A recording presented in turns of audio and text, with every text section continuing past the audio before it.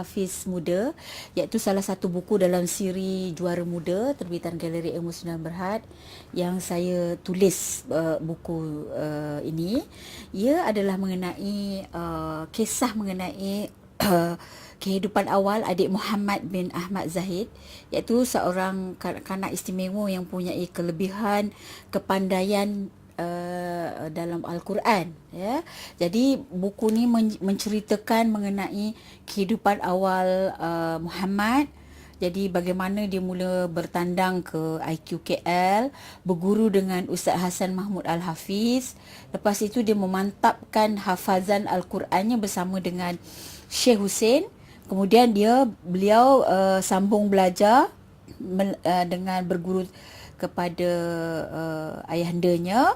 Lepas tu bagaimana dia menghafaz kitab-kitab dan dia muncul juara demi juara, dan apa cita-cita Muhammad dan juga bagaimana anugerah-anugerah yang diterima. Seperti mana yang kita semua maklum, Muhammad bin Ahmad Zahid ialah seorang kanak-kanak yang punya bakat istimewa, dan bakat telah diasah dan juga dijaga dengan begitu istimewa oleh kedua ibu bapanya yang sangat mengambil berat mengenai kehidupan Muhammad yang berkait rapat dengan Al-Quran, ya.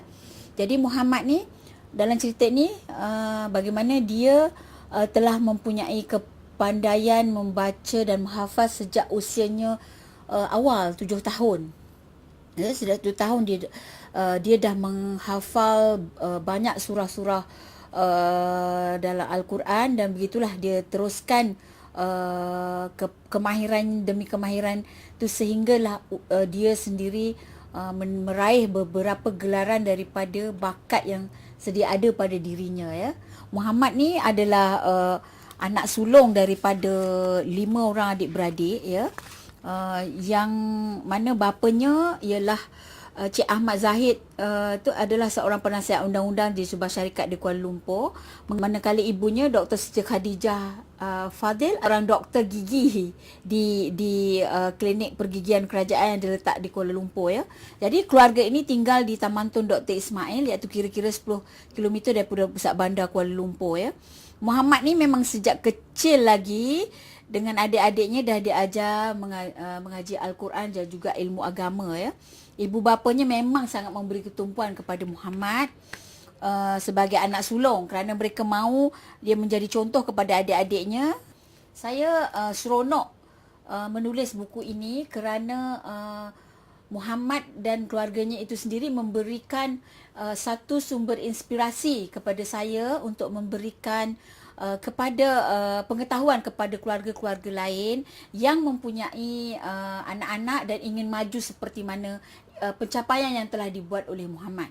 Muhammad bukan sahaja anak istimewa yang punya kelebihan kepandaian menghafaz Al-Quran sewaktu ia masih berusia awal remaja, tetapi kedua ibu bapanya juga adalah keluarga yang sangat mementingkan kehidupan mendampingi Al-Quran. Jadi kerana itulah saya berminat untuk menulis buku ini, dan jadi panduan kepada ibu bapa yang lain, kerana sasaran buku ini bukan sahaja kepada anak-anak yang seusia muda seperti Muhammad, tetapi buku ini juga adalah memberi satu rangsangan kepada ibu bapa agar mempunyai kekuatan minda yang hebat seperti mana yang dicontohkan oleh keluarga Haji Ahmad Zahid dan Dr. Siti Khadijah.